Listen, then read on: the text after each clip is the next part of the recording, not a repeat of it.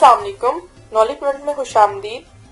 اللہ تعالیٰ کے نزدیک نماز کا بڑا رتبہ ہے۔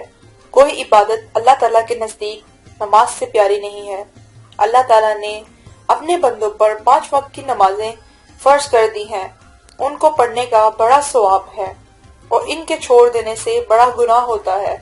حدیث شریف میں آیا ہے کہ جو کوئی اچھی طرح سے وضو کیا کرے اور خوب اچھی طرح دل لگا کے نماز پڑھے کرے، قیامت کے دن اللہ تعالیٰ اس کے چھوٹے چھوٹے گناہ سب بخش دے گا اور جنت دے گا۔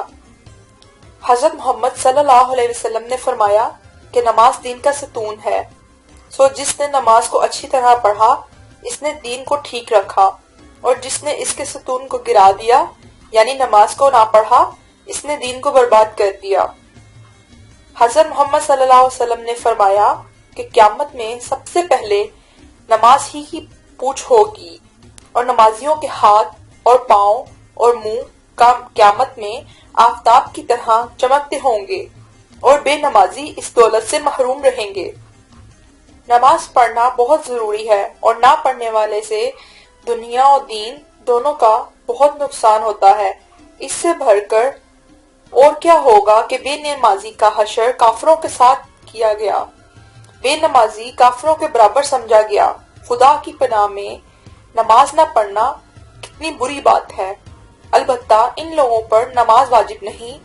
مجنون اور چھوٹی لڑکی اور لڑکا جو ابھی جوان نہ ہوئے ہو، باقی سب مسلمانوں پر فرض ہے۔ لیکن اولاد واجب 7 برس کی ہو جائے تو اس کے ماں باپ کو حکم ہے کہ ان سے نماز پڑھنے کا حکم دیا جائے، اور جب 10 برس کی ہو جائے تو ان کو مار کر نماز پڑھنے کا حکم دیا جائے۔ اور نماز کا چھوڑنا کبھی کسی وقت درست نہیں ہے۔ جس طرح ہو سکے نماز پڑھیں۔ نماز کو کسی حالت میں نہ چھوڑیں۔ جب تک کھڑے ہو کر پڑھنے کی قوت رہے کھڑے ہو کر نماز پڑھی جانی چاہیے، اور جب کھڑے نہ ہوا جائے تو بیٹھ کر نماز پڑھیں۔ بیٹھے بیٹھے رکوع کریں اور رکوع کر کے دونوں سجدے کریں، اور رکوع کے لیے اتنا جھکیں کہ پیشانی گھٹنوں کے مقابل ہو۔ اگر رکوع اور سجدہ کرنی بھی قدرت نہ ہو تو رکوع اور سجدہ کو اشاروں سے ادا کریں، اور سجدہ کرنے کے لیے رکوع سے زیادہ جھک جائیں۔ نماز پڑھنے سے روح اور جسم دونوں کو سکون ملتا ہے۔ اکثر لوگ سوال کرتے ہیں کہ ہماری دعائیں قبول کیوں نہیں ہوتی، مگر برسا برس ہو گئے قبول نہیں ہوئی، آخر ہماری دعا کیوں نہیں قبول ہوتی؟ حدیث نے اس کا جواب دے دیا کہ حرام غذا اور حرام لباس اختیار کرنے والوں کی دعا قبول نہیں کی جاتی۔ آج بہت سے مسلمان بلکہ نمازی، حاجی اور بڑی بڑی دینی خدمات میں لگے ہوئے لوگ حرام سے بچنے کا اہتمام نہیں کرتے، پھر کیوں دعا قبول ہوگی؟ ایک بزرگ کہیں جا رہے تھے۔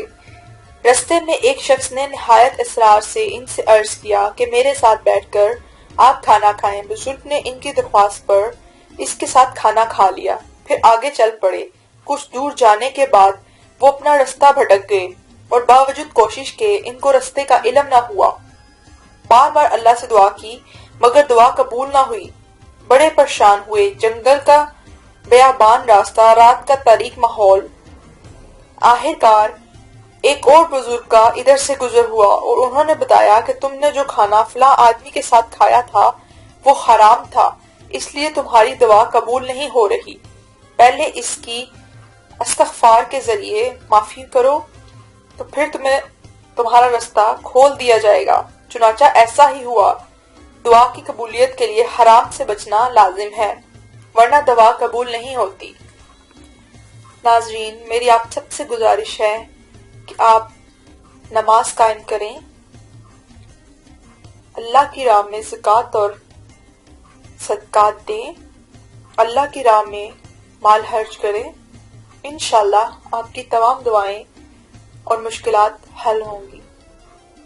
ویڈیو پسند آنے کی صورت میں چینل سبسکرائب کریں اور اپنے فرینڈ سے زیادہ شیئر کریں۔ شکریہ۔